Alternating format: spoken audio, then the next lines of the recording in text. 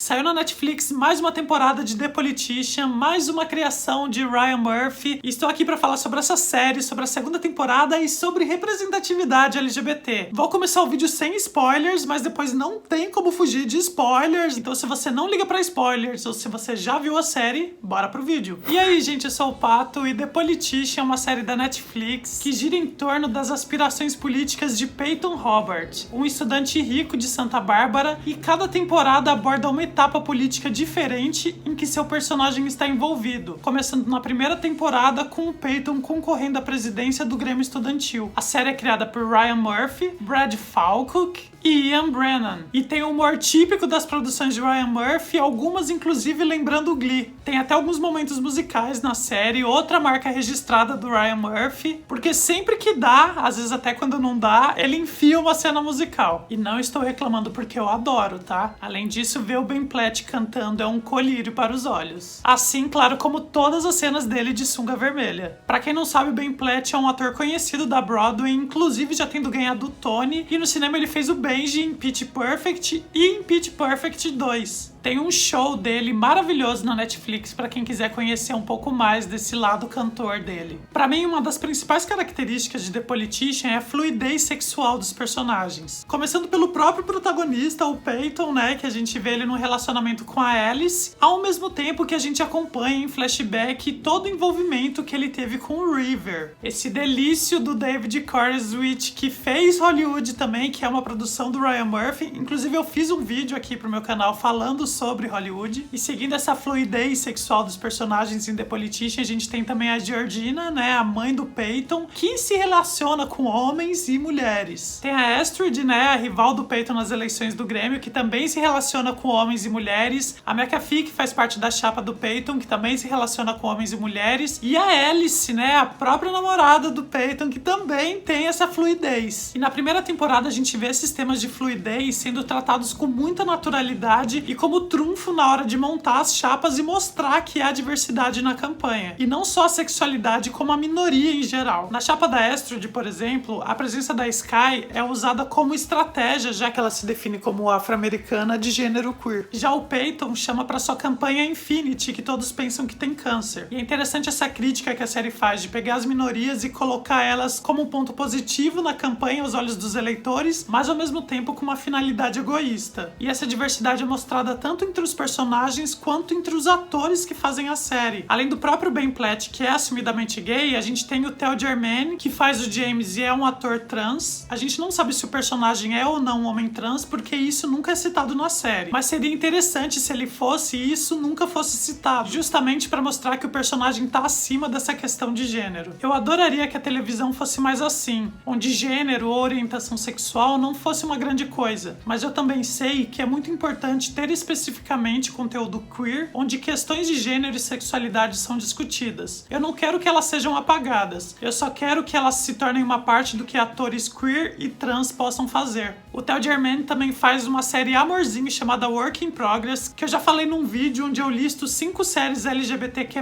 semi-autobiográficas. Entre os atores de The Politician, a gente também tem o Ryan Jay, que faz o Andrew, e tem dificuldade de locomoção por causa de uma paralisia cerebral, uma característica que também foi levada para o personagem e que nem por isso colocou ele num lugar de coitado. Em alguns momentos a gente vê ele desempenhando um papel até vilanesco, quase como a Becky de Glee. Em entrevista para o The Guardian, o Ryan Murphy disse o seguinte: eu só escrevi ou criei programas que eu realmente queria assistir, então eles inevitavelmente tinham personagens gays, personagens trans e minorias, e eu os tornei principais ao invés de coadjuvantes, porque isso é o que eu fiz na minha própria vida. Então vamos para a segunda temporada de The Politician, que para mim começa no último episódio da primeira temporada, onde a disputa não é mais pelo Grêmio Estudantil e sim pelo Senado de Nova York. E essa fluidez sexual da primeira temporada continua, inclusive com personagens como o Andrew falando que para superar a Infinity, ele chegou a se relacionar com alguns rapazes, mas isso ele fala de uma forma muito natural. Porém, enquanto a mente dos personagens continua aberta com relação à sexualidade,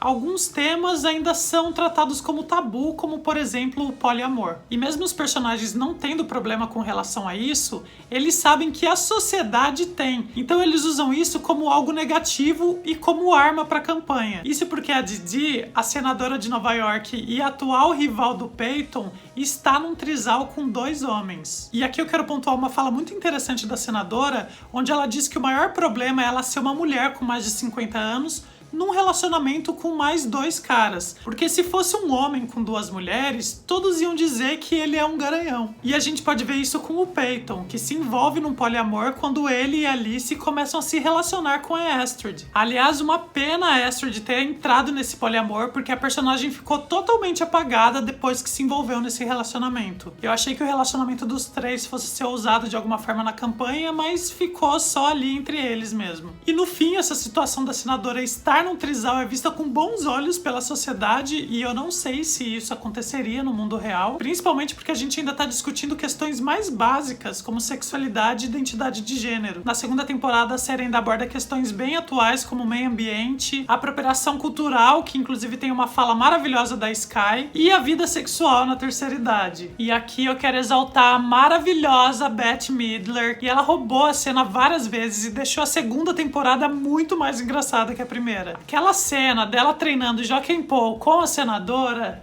gente, eu gargalhava. E são esses momentos da série de desempatar uma eleição com um jogo de Joaquin Paul que tem aquele humor meio nonsense e absurdo que eu tinha falado. Minha única reclamação quanto a Bette Midler é dela não ter nenhuma cena cantando. Poxa, Ryan Murphy, você coloca 2 cenas no mesmo episódio do Ben Platt cantando e não coloca uma ceninha da Bette Midler? E enquanto tivemos personagens brilhantemente desenvolvidos, alguns como a Astrid, o James, a McAfee, a Sky, tiveram uma trama bem rasa. E uma pena, porque a gente quer ver um pouco mais desses personagens. Bom, e no fim da temporada a gente vê a senadora abrindo mão da reeleição dela e dando a candidatura para o Peyton, que se torna o senador de Nova York. Ao mesmo tempo, a Georgina ganha as eleições de governadora do estado da Califórnia e convida a Didi para ser a vice-presidente, já pensando na sua futura candidatura a presidente dos Estados Unidos. E eu não tô reclamando de final feliz, porque eu até gosto, mas quando esse final feliz vem muito fácil, o gostinho parece que não é o mesmo. Eu senti falta de alguma consequência da urna eleitoral que a Infinity roubou para dar vantagem pro Peyton, ou como eu disse antes, algum desdobramento público do relacionamento entre o Peyton, a Alice e a Astrid, já que as 2 ficaram grávidas dele. Agora, numa possível terceira e última temporada, de acordo com Ryan Murphy, ele pretende esperar alguns anos para colocar o Peyton na disputa presidencial. Aguardemos. E assim, colocando na balança, a gente tem um saldo positivo para essa série, principalmente no que diz respeito à representatividade LGBTQ+. Tem mais o que dizer? Não tem mais o que dizer. Nos vemos então no próximo vídeo. Beijo do Pato e tchau!